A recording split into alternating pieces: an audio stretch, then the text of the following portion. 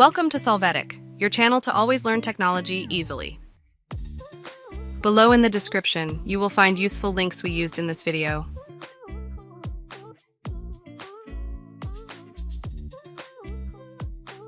Today in Solvetic, we will see how to open and write in chat Valorant.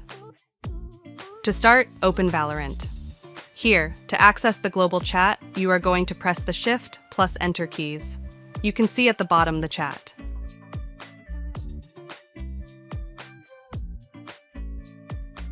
To access the team chat, just press the Enter key. You will see the chat field located at the bottom.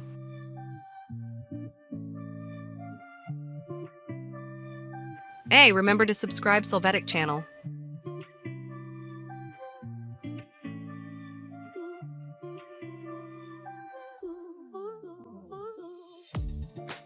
We hope it has been helpful for you.